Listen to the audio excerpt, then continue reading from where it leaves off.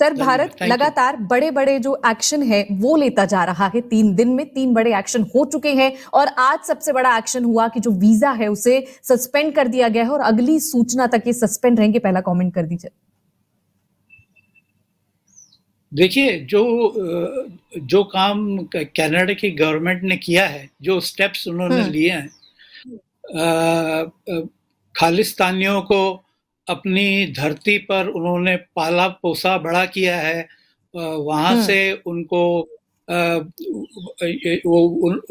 Khalistani supporters ने भारतीय राजनयिकों को धमकी दी है, मारने की धमकी दी है। फिर हमारे एक सीनियर डिप्लोमेट को उन्होंने वहां से एक्सपेल कर दिया है।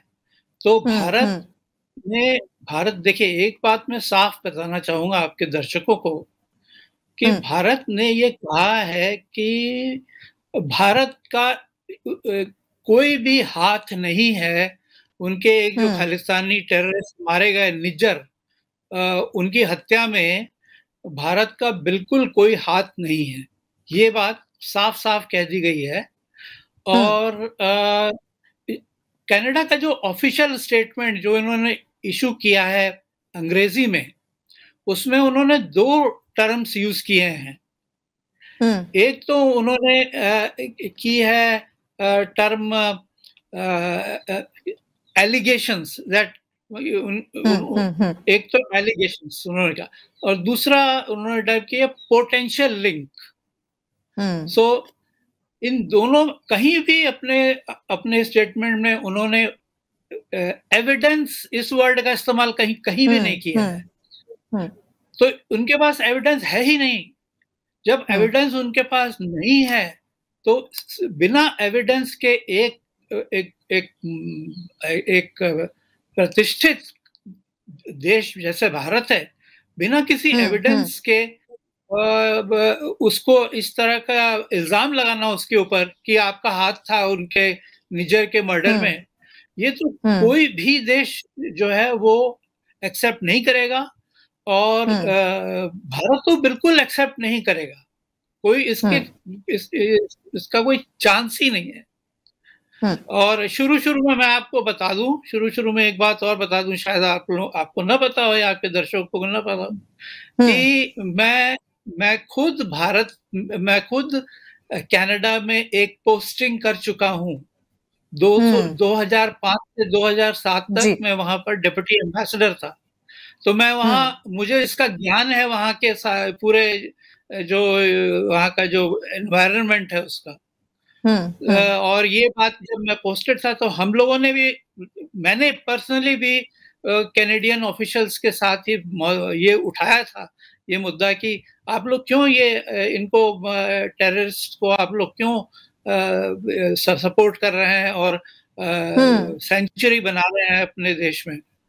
तो पहले भी कई बार इस तरह भारत जो है वो कई बार ये कह चुका है कि जो कनाडा की जमीन है, सरजमी है, वो भारत विरोधी गतिविधियों में बहुत ज्यादा इस्तेमाल होती है। इन चीजों को कई बार उठाया जा चुका है। बिल्कुल सही है ये कहना। इन चीजों को कई बार उठाया जा चुका है।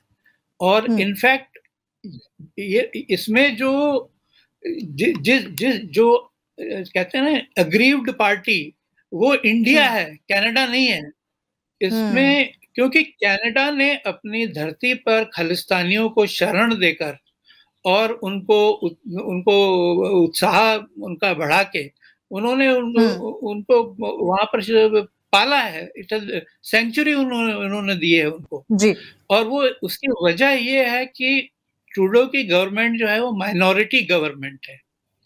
और वो अपने वो एक आउटसाइड सपोर्ट पर जो है उसको ये खालिस्तानियों की एक पार्टी है, वो उसको पार्लियामेंट में बाहर से सपोर्ट करती है। तो अगर वो सपोर्ट जो है वो विड्रे तो ट्रूडो की सरकार गिर जाएगी। तो अब वो ये रहा है कि उस पार्टी को, खालिस्तानियों की भी पार्टी को खुश रखने के लिए ट्रूडो साहब भारत से रिलेशंस अपने बिगाड़ रहे हैं। भारत और के पश्चिमी मीडिया भी लगातार ये जो खबरें हैं सर वो लगातार छाप रहा है कि जो जस्टिन ट्रूडो का विश्वास है वो वहां के लोगों में लगातार खोता चला जा रहा है और यही शायद कारण है कि ये भी छप रहा है कि खालिस्तानियों के हाथों में जो जस्टिन ट्रूडो है वो खेल रहे हैं। बिल्कुल, वो माइनॉरिटी गवर्नमेंट है और अभी ओपिनियन पोल्स के हिसाब से जो है उसकी पोजीशन काफी खराब है। उसको सपोर्ट मतलब जनरल पॉपुलेशन कोई ऐसा सपोर्ट नहीं दे रही है। एक बात और मैं आपसे कहना चाहूंगा इस वक्त कि भारत में कनाडा में जितने जो भारतीय लोग रहते हैं, मतलब हिंदू, सिख, मुस्लिम, सिख्स भी जो भारतीय लोग हैं, मेजॉरिटी उनकी जो है वो नहीं चाहती है खाली। ये एक छोटा सा ग्रुप है, एक सेक्शन है सिख्स का कनाडा में, जो कि एक चाहता है। मैं कनाडा के सिख को मैं ये एलिगेशन नहीं लगाऊंगा कि हम कनाडा में रहने वाला हर सिख जो है वो ये खालिस्तान का सपोर्टर है। नो, ऐसी कोई बात नहीं है।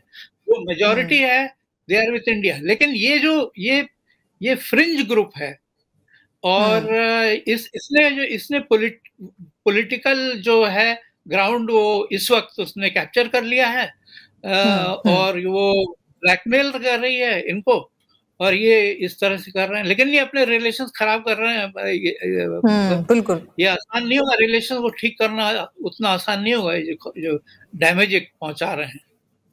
नीरज सर, आपने यहाँ पर बार बार एविडेंस की बात की, तो अगर कोई कंट्री इतना बड़ा आरोप लगा रही है और पहली विकसित या G7 जो देश है वो भारत पर इतना बड़ा आरोप लगा रही है, इससे पहले कभी ऐसा हुआ नहीं, और ये जो सबूत की बात है वो सबूत ला नहीं पाएगा, ये तो हम सबको पता है। लेकिन अगर कोई कंट्री ऐसा करती है, आरोप लगा देती है और उसके बाद साबित नहीं कर पाती, तो जो उनके साथी देश है वो किस तरीके का एक्शन लेंगे और विश्व में जो इमेज है उस पर क्या असर पड़ेगा? देखिए, बिना किसी सबूत के इस तरह का एक्शन अगर भारत के अगेंस्ट कनाडा ने लिया है तो दूसरे देश इसको सपोर्ट नहीं करेंगे। इनफैक्ट आपने अखबार में रिपोर्ट पढ़ी होगी कि कनाडा ने कोशिश की कि एक जॉइंट स्टेटमेंट इशू करने की, जो 5 आईज कंट्री हैं, इसका मतलब USA, UK, Australia, Canada and New Zealand.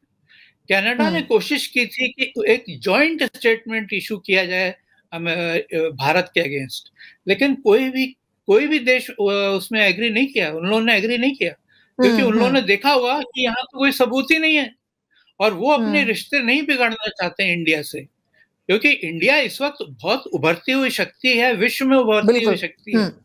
और अभी एक सक्सेसफुल G20 की मीटिंग यहाँ पर हुई है, आपने देखा। भारत इस वक्त भारत की जो डिप्लोमेटिक रेपुटेशन और प्रोफाइल है वो दुनिया के एकदम दिग्गज देशों में से एक। तो बाकी देश अपना रिलेशन खराब नहीं करना चाहते हैं, क्योंकि उनकी गवर्नमेंट जो है वो ब्लैकमेल नहीं की जा रही है। Other government are not dependent on blackmail which the Canadian government is dependent on. तो मेरा तो ये ख्याल है कि भारत के इस पर बिल्कुल असर नहीं पड़ेगा।